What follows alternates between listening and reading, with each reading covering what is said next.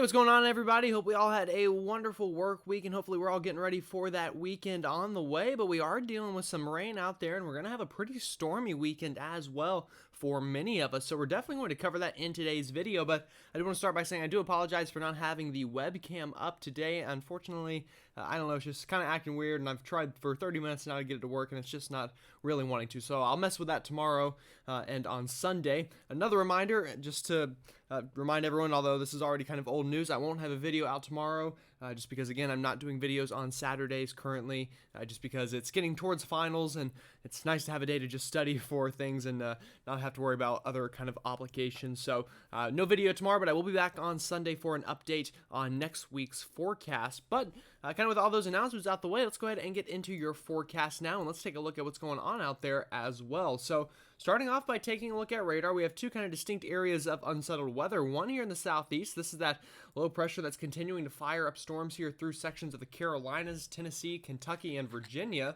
And then back out here towards the plains as well, we have that cold front getting going, and that is going to also help to cause some storms tonight through sections of the Great Plains, bringing some severe weather that way before tomorrow that severe weather shifts off towards the Mississippi River. And then on Sunday, another area of severe weather now up for sections of the southeast as well as the Ohio River Valley and up into the Midwest. So we're going to talk about all that today and break all of that down for you and give you that forecast.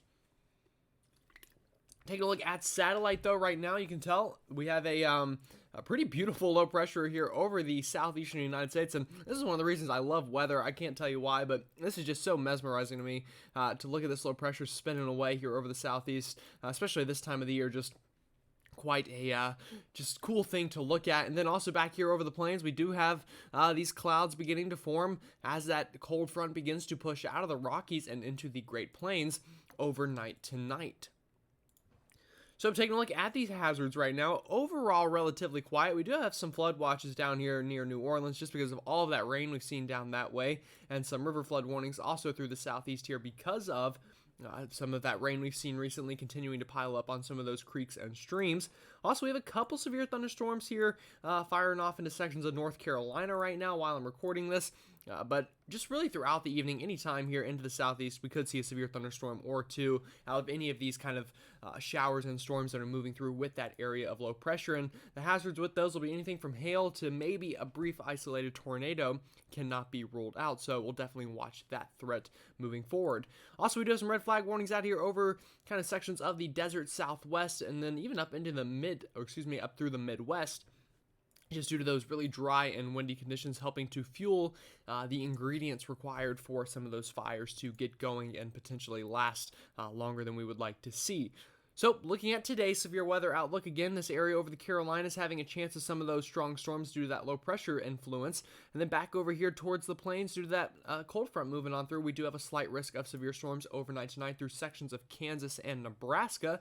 Then another area down here into southern Texas where we could also see some of those stronger storms overnight tonight.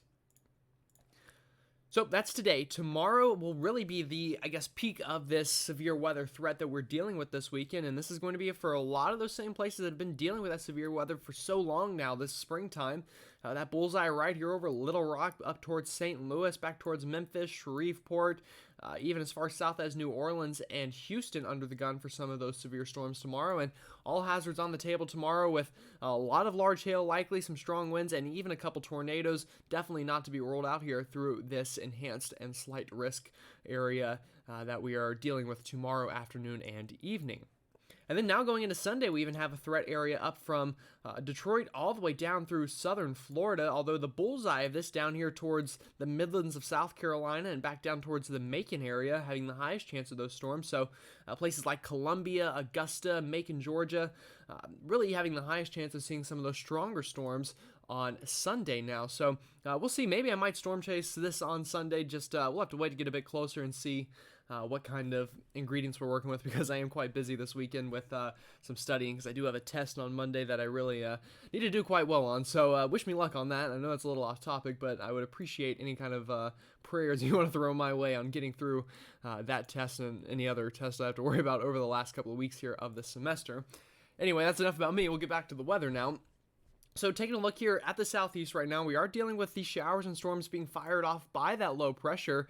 And right now, most of these are hovering over Georgia, the Carolinas, and Tennessee.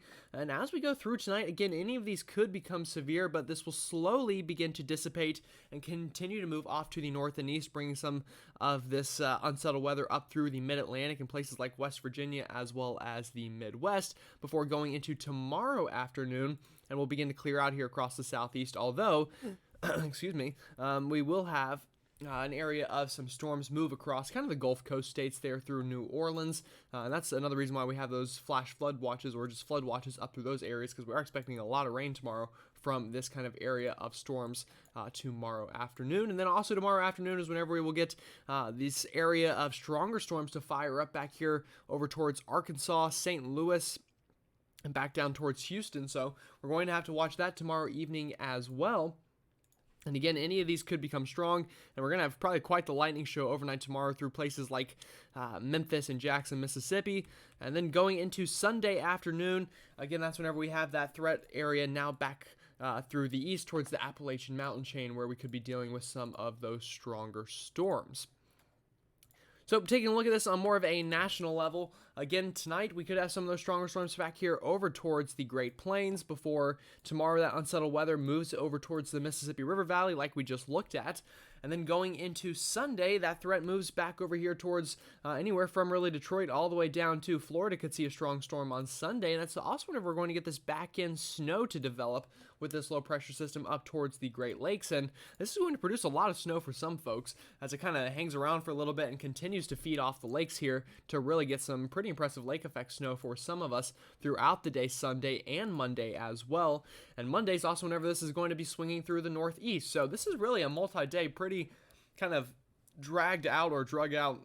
I don't really know how to use the English language properly, unfortunately, so I'll say dragged out, but I'm sure everyone else knows how to actually use the English language. Unfortunately, I can't right now. But anyway, this cold front is what I'm trying to say is going to last a very long time, and unfortunately, really now through Tuesday is going to impact many of us through the lower 48 as it just kind of takes its time to work on out before finally going into the middle of next week we get back to kind of normal, nicer weather here in the east, and I'm sure we will all be looking forward to that.